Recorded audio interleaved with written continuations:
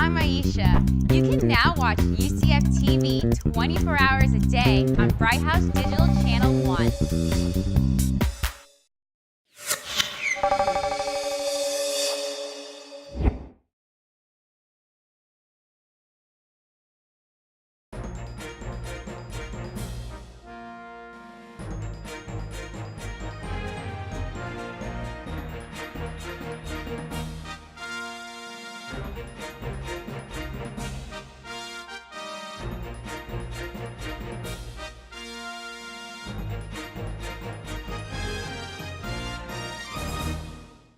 Hello and welcome to the Global Perspective Show. I'm John Bercia, Special Assistant to the President for Global Perspectives. Our guest today is retired Admiral Lee Gunn, who is the President of the Institute for Public Research in Alexandria, Virginia. Welcome, Admiral. Thank you, John. It's great to be here. It's good to have you. Tell us a little bit about your institute and its work before we get into some other questions facing the nation on a global scale. Sure. The full-time occupation. The CNA Corporation draws its roots from 1942 when it was charged, its origins were charged with confronting the problem of the Battle of the Atlantic, the war against Nazi submarines. In the process, professors from Columbia and MIT created the foundations of operations research, developed search theory, and after the war, the fact that the scientists had gone to sea and gathered the data as well as done the analysis attracted the Navy and caused this institution to be sustained through current day. And that presently constitutes one of the operating arms of the CNA Corporation.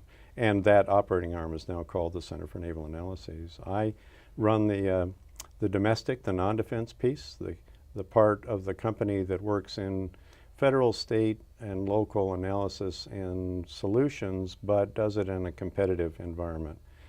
We work in health research and policy, education, air traffic management, safety and security, public safety, organizational learning, and environment. And in the process, we think we enrich the national security posture by broadening and deepening our research staff in its work across government, both in defense and non-defense.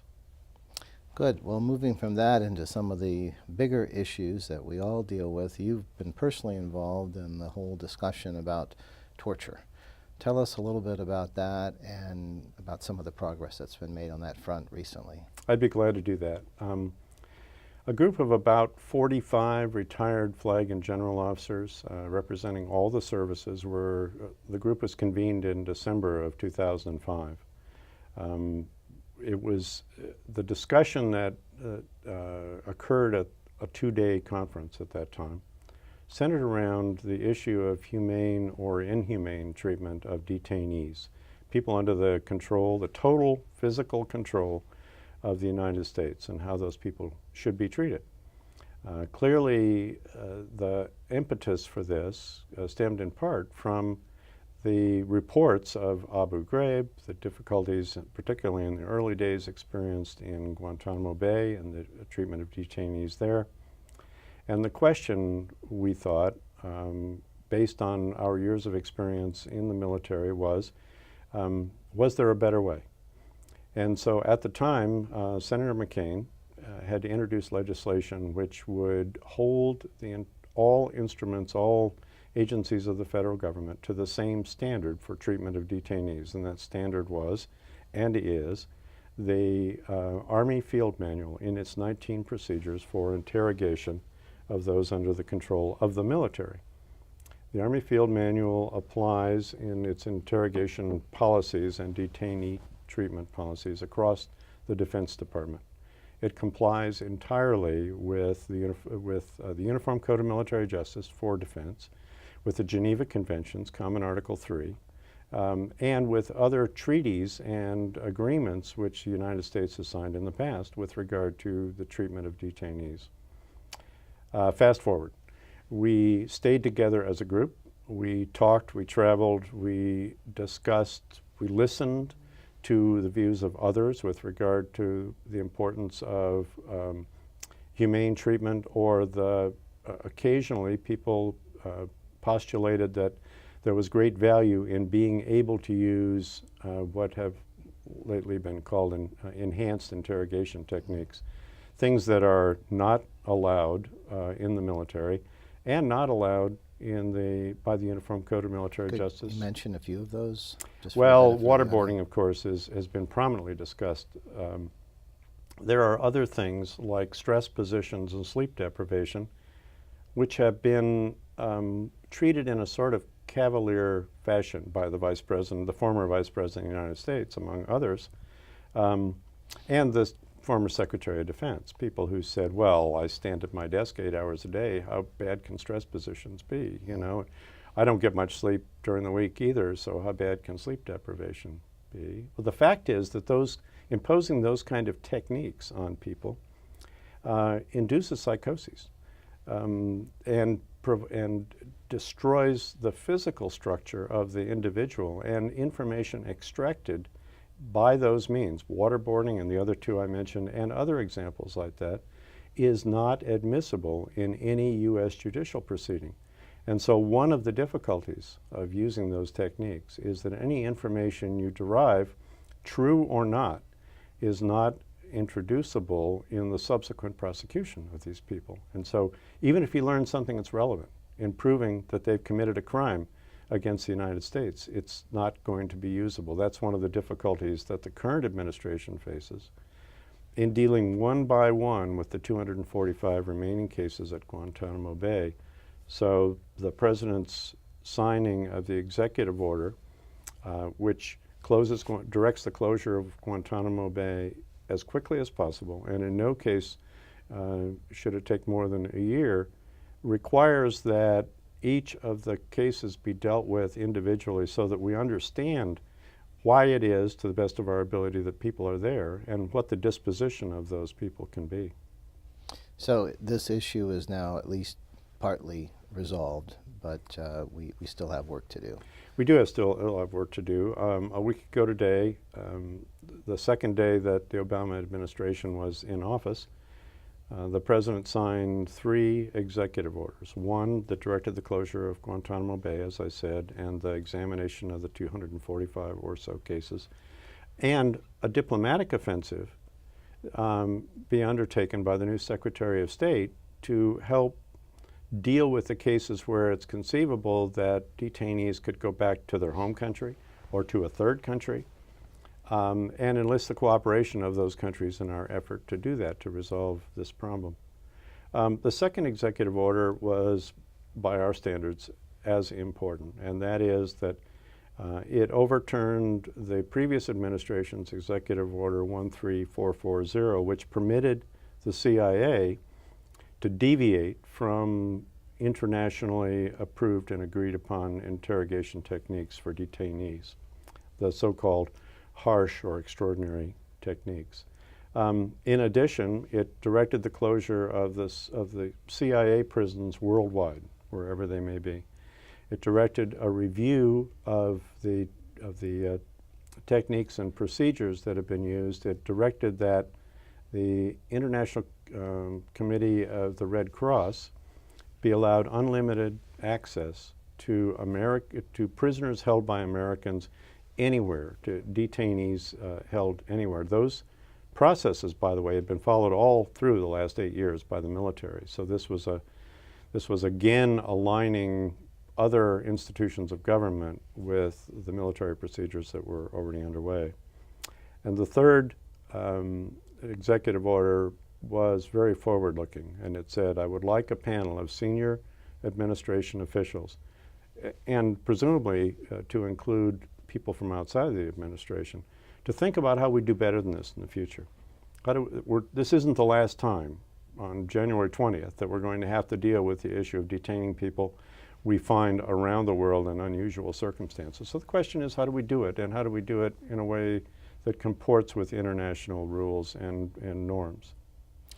Well, let me ask you to move beyond that issue and put on your thought process that looks at the world in the widest possible perspective, and maybe come up with a list of 4 or 5 of the biggest challenges that you see facing the United States in 2009 and going forward, and we can talk about each of them.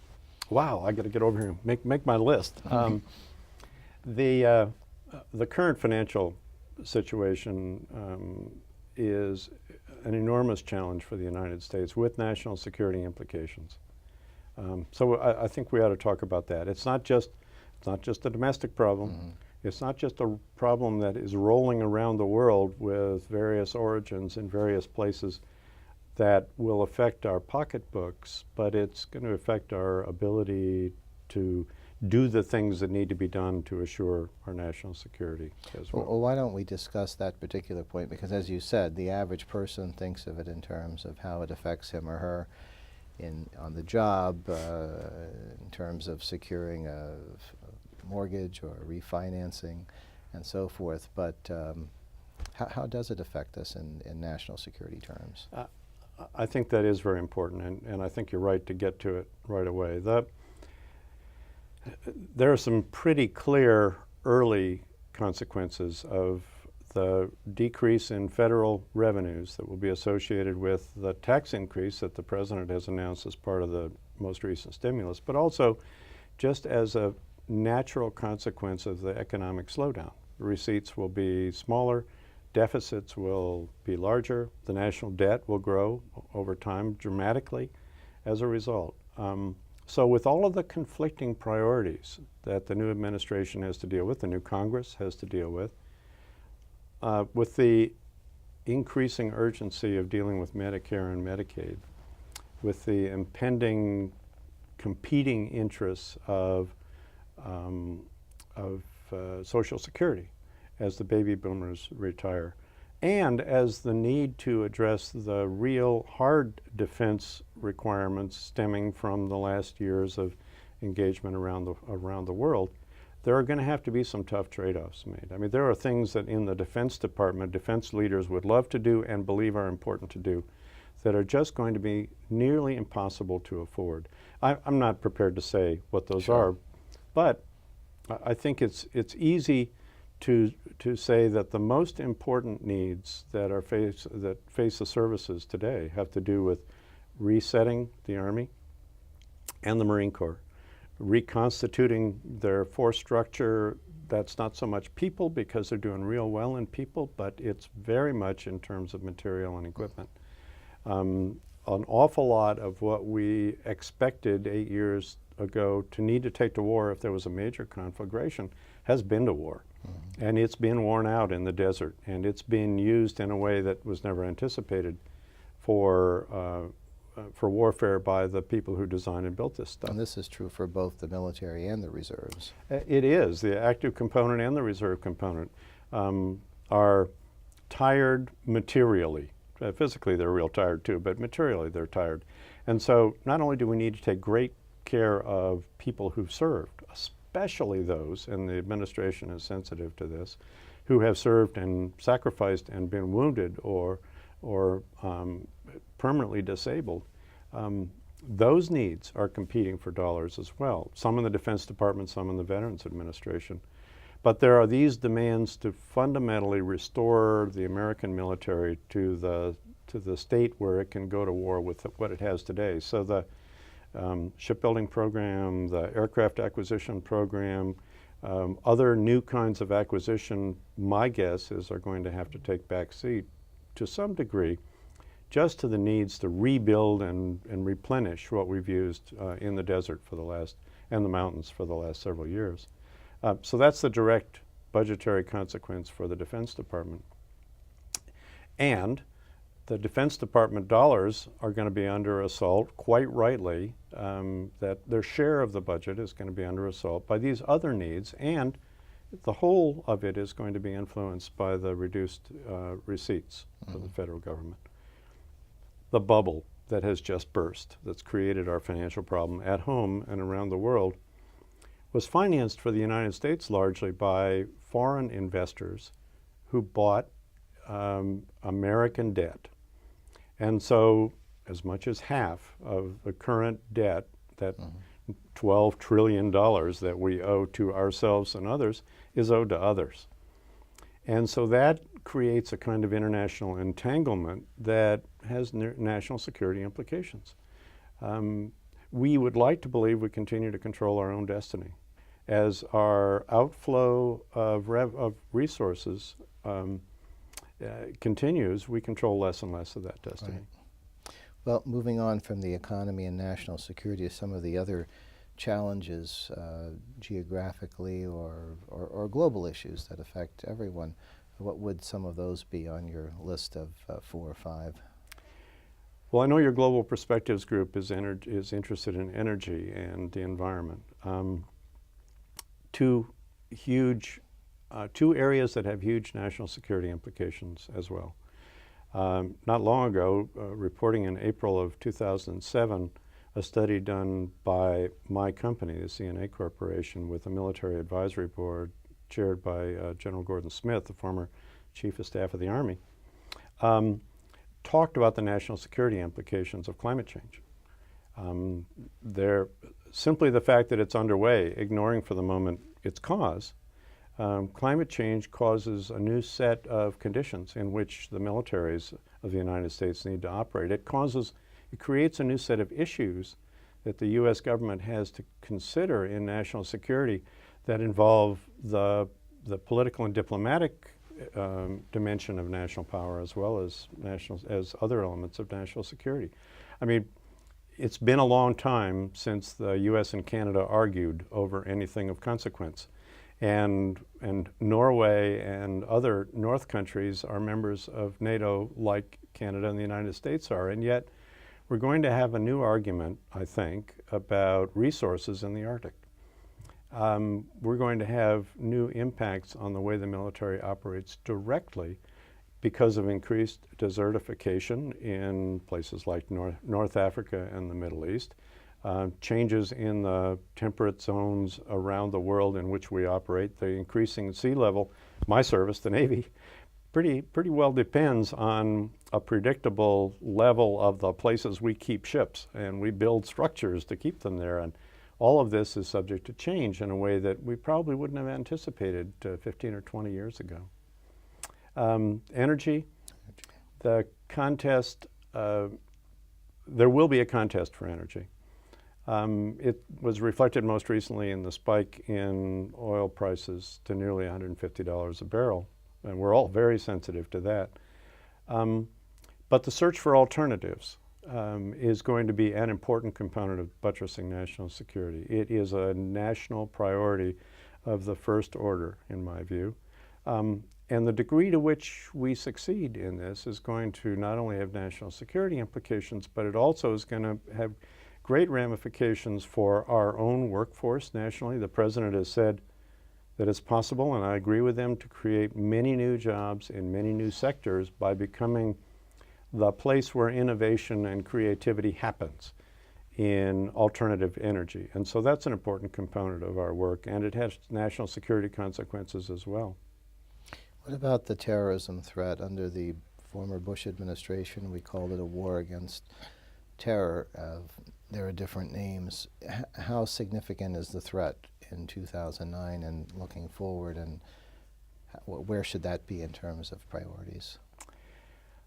I believe that the terrorist threat is real. I believe that it's inevitable that terrorist networks will attempt to attack the United States. The most recent focus appears to have been primarily in Europe, and of course the actual implementation of terrorist acts have occurred in Europe.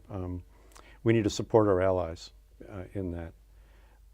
My view is that the single most important element of confronting the terrorists is international cooperation and collaboration. I have an argument with the war on terror term. I don't like to call what we're doing a war on terror because it confers on these international terrorists a warrior label. They want to think of themselves as warriors. As a matter of fact, Al-Qaeda and others go out and recruit to the war against the infidels, and I guess that's us. The point ought to be that these aren't warriors. These are thugs and killers. And what they're doing on an enormous basis is international crime. And international crime has to be confronted by a tight network of alliances, people who share information, nations who work together to defeat these problems. It depends absolutely on unrelenting goodwill among allies. It's more than a police issue, but it's very like a police issue, backed up by strong military support whenever that's required. I think it is to the credit, regardless of our argument with some of the methods of the previous administration, it's absolutely to the credit of the administration that we have not been successfully attacked again. I think the attempts will be there. I think that as rapidly as the new administration can move to strengthen alliances with friends and relationships with friends and alliances with our allies, that will be among the safest things that we can do. You know, back to the treatment of detainees for a minute, there will be people who allege that the administration is being soft on terror, soft on the terrorist networks by conforming to international norms in the humane treatment of detainees. My view is nothing could be further from the truth.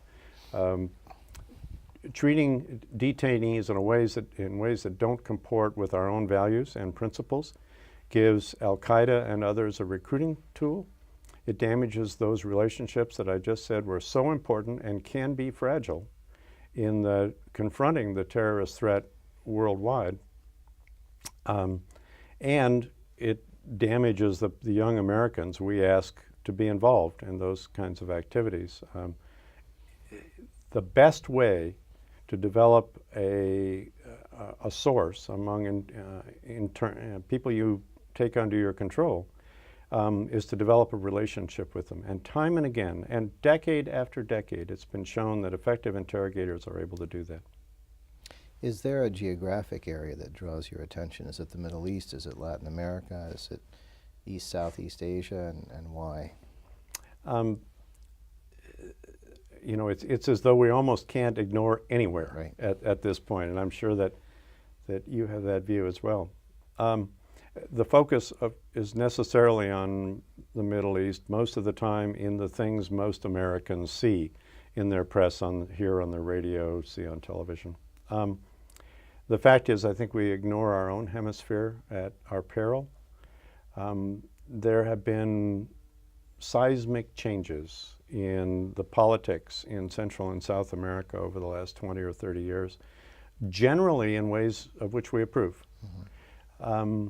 And yet, recently we've seen some shifts away from American leadership and into the various nations being subject to other kinds of forces at work. This is not in our interest. The Americas, I'm not espousing the Monroe Doctrine, mm-hmm. and I'm not particularly concerned that the Russians are flying Bear aircraft to Venezuela or taking one opportunity to send some ships there.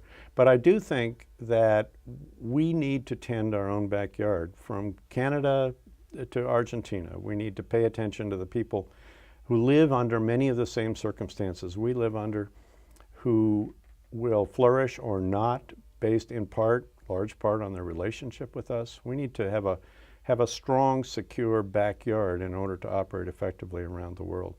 I'm also concerned, of course, with the great disparity between the haves and have-nots, which is manifest largely the have-not piece in particular in Africa. Africa is a place where the U.S. needs to pay more attention than it has in the past.